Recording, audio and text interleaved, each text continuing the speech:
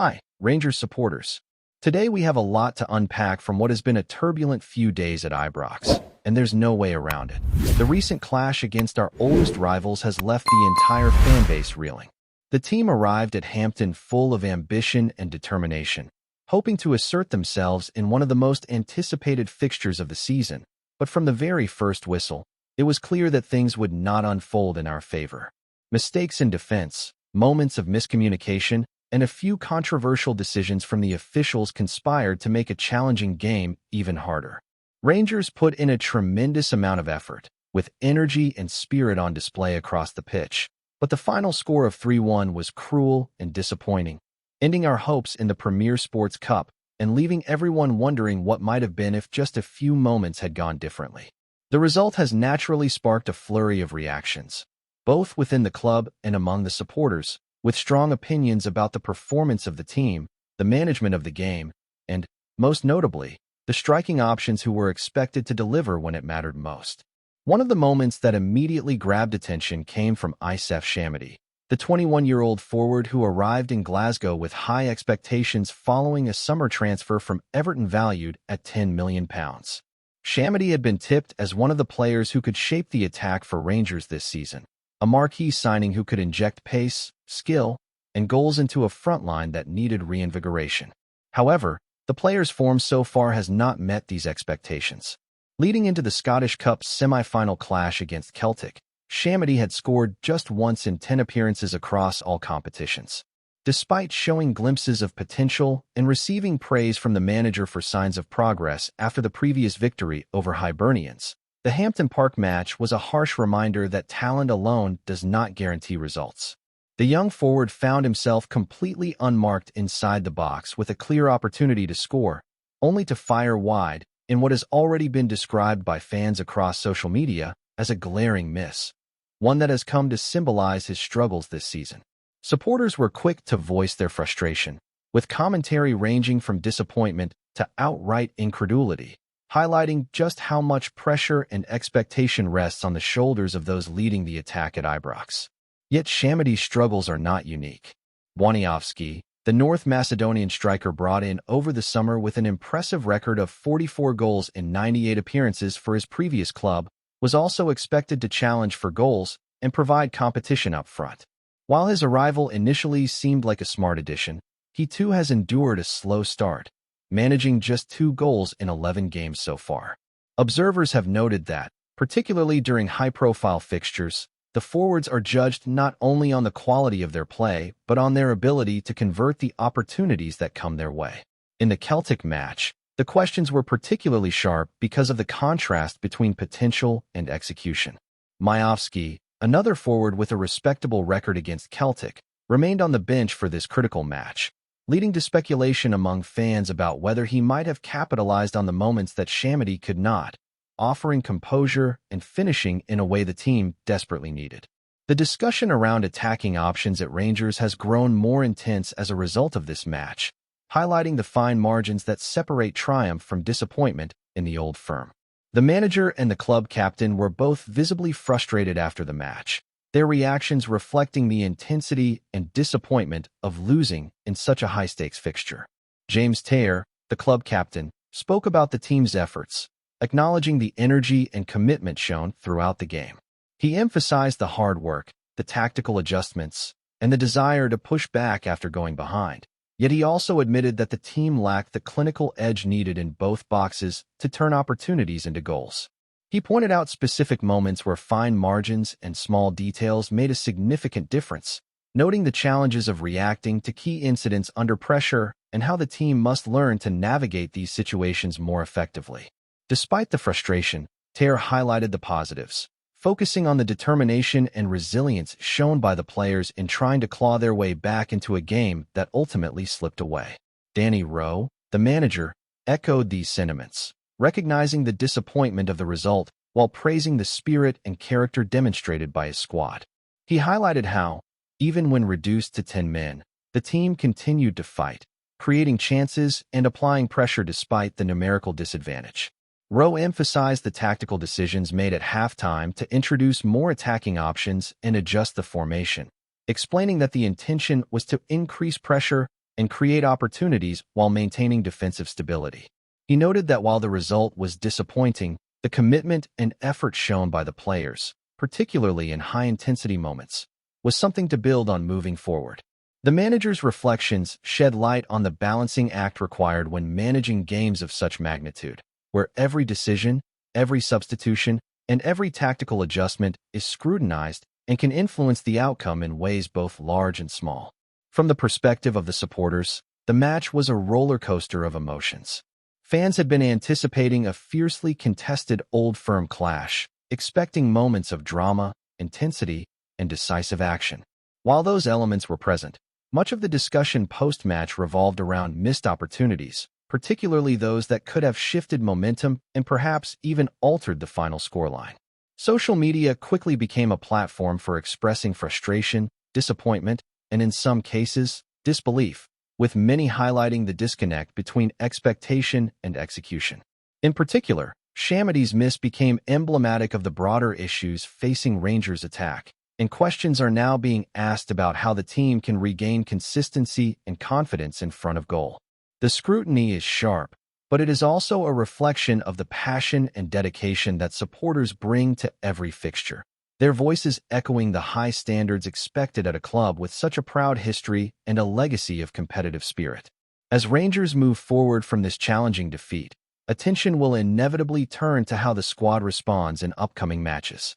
The focus on forwards like Shamedy, Waniowski, and Majowski will remain, with fans eager to see the players translate potential into tangible results. The manager will be tasked with maintaining confidence and cohesion within the team, ensuring that lessons from the Old Firm clash are applied constructively. Each match offers an opportunity to rebuild momentum, demonstrate resilience, and showcase the attacking prowess that supporters have long anticipated. Despite the setback, there is a sense of determination within the club to address shortcomings, refine strategies, and ensure that the team's strengths are maximized in future encounters. The Hampden Park fixture has been dissected from every angle, with tactical decisions, individual performances, and refereeing controversies all under the microscope. Rangers supporters remain passionately engaged, analyzing moments of brilliance alongside moments of frustration. For Shamedy, the immediate challenge is clear: to prove that his missed chance was an anomaly rather than a reflection of his capability or value to the squad. For the broader team, the task is to continue developing cohesion, sharpness in front of goal, and resilience under pressure. The captain and manager's comments provide insight into the mindset within the dressing room, highlighting a commitment to growth, adaptation, and learning from setbacks. These elements are crucial as Rangers look to maintain competitiveness, reclaim confidence, and demonstrate the caliber expected at IBROX, particularly in fixtures that carry the weight of history and rivalry. Continuing from the frustration at Hampden Park, Rangers now face a period of reflection and adjustment, and the intensity around the squad has only grown since the Old Firm clash. The discussions surrounding attacking efficiency have become a central theme, particularly as fans analyze how moments of hesitation, missed chances, and tactical misjudgments shaped the outcome. Shamedy's miss has dominated these conversations, but the broader context is that Rangers are in a transitional phase with several new additions needing time to adapt to the demands of Scottish football and the pressure of performing at IBROX. The team's efforts have been commendable, and the commitment shown by both seasoned campaigners and young players alike speaks volumes about the character within the squad, yet converting energy into results remains a challenge that must be addressed swiftly. Waniowski's situation further illustrates the fine margins in football, where a player's reputation and prior success do not always translate into immediate impact. With just 2 goals in 11 appearances, the North Macedonian forward is under scrutiny, and questions are being asked about whether he is adjusting to the pace and intensity of the league. Majowski's presence on the bench during the Celtic game has also been a point of debate, with supporters speculating whether his previous record against the Hoops might have offered a more clinical option in front of goal. The manager's task is to balance these choices carefully, nurturing confidence while also demanding performance, understanding that each decision can have ripple effects on team morale and match outcomes. In high-profile encounters, every touch, pass, and shot is amplified, and forwards are under constant pressure to deliver in critical moments, a reality that Rangers are keenly aware of. Despite the disappointment, there were positive signs throughout the match that suggest the team is capable of growth and adaptation. Rangers demonstrated resilience even when reduced to 10 men, responding to adversity with tactical adjustments and an attacking mindset that sought to regain control of the game. The manager's strategy to bring on additional attackers at halftime and adjust the formation showcased an understanding of the game's demands, aiming to increase pressure and create opportunities while maintaining defensive balance. Such decisions reflect the depth of thought and preparation within the coaching staff, highlighting the importance of adaptability in fixtures where momentum can swing in seconds. The players responded to these adjustments with determination, pressing high, challenging the ball, and continuing to test the opposition despite the setback of the early goal and subsequent defensive lapses. The reaction among supporters has been passionate, with the social media sphere providing a vivid reflection of the collective mood at IBROX. Criticism of missed opportunities has been coupled with recognition of the effort and commitment on display, illustrating the duality of fan engagement in modern football. The scrutiny is sharp but not without context. Rangers supporters understand the stakes, and their voices often mirror the expectations and history of the club. The missed chances, particularly those by Shankland, have become emblematic of a broader challenge for the squad, translating potential and opportunity into concrete results, a task that requires focus, composure, and confidence. Discussions about tactics, player selection, and finishing ability continue to dominate, and the narrative around the team's attacking options remains central as the squad seeks to rebuild momentum. Looking ahead, the immediate focus for Rangers is to address the issues that were exposed during the Celtic clash while maintaining the positive elements of spirit and resilience. Training sessions and upcoming matches provide the perfect environment to refine attacking strategies, enhance cohesion between forwards and midfield, and ensure that confidence is restored among key players. Shankland will need to demonstrate that the Hampton miss was a one-off, using every opportunity to build rhythm and restore belief in his abilities. Waniowski, too, must find ways to convert chances into goals consistently, showing that his previous record and the investment in his transfer fee can translate into real value on the pitch. The balance between nurturing talent and demanding performance is delicate but crucial, particularly in high-pressure situations where the margin for error is minimal. Before we continue, make sure to subscribe to our channel and turn on notifications to get all the exclusive news about Rangers FC. Don't overlook any details about your beloved team. It's crucial for Rangers FC fans. Whispers have been rippling through Scottish football circles this week, and if the gossip proves true, it could be one of the more eyebrow-raising moves in recent memory. Lawrence Shankland, the striker whose poise in front of goal has made Hearts fans swoon, is reportedly on the verge of swapping the maroon of Tynecastle for the royal blue of IBROX. The murmurs started quietly, over pints in Edinburgh pubs, and whispered along the corridors of training grounds. But sources close to both clubs hint that talks have been taking place behind closed doors.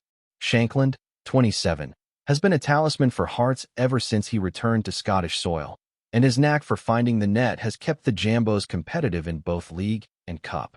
Fans have grown accustomed to seeing him lead the line, celebrate with his trademark exuberance, and deliver in the big moments. Yet, the allure of Rangers, with their storied history, European adventures, and the promise of silverware, may be proving too tempting to resist. It's said that the Glasgow Giants have been keeping tabs on him for some time, quietly plotting a move that could send shockwaves across Scottish football. Insiders suggest that Shankland's representatives have been in dialogue with Rangers hierarchy, and while no official bid has been confirmed, the atmosphere around IBROX is electric with anticipation. Speculation abounds that this could be a strategic signing to bolster Rangers' attacking options, especially with some key fixtures on the horizon. Hearts supporters, meanwhile, are bracing themselves for the potential loss, with social media alight with a mixture of incredulity, resignation, and, for some, outright betrayal. Of course, nothing is set in stone, and the beauty of transfer rumors is in their uncertainty. Will Shankland make the leap across the Central Belt, or will he remain a Hearts hero for the foreseeable future? Only time will tell, but if the whispers hold even a grain of truth, Scottish football could be in for a tantalizing twist this season. Keep your ears to the ground. This one's far from over. Greetings, fans. Make sure to hit that like button and subscribe to the channel, as it's greatly appreciated by Rangers FC. And don't forget to share your thoughts on the news in the comments section below. Until the next video, stay tuned.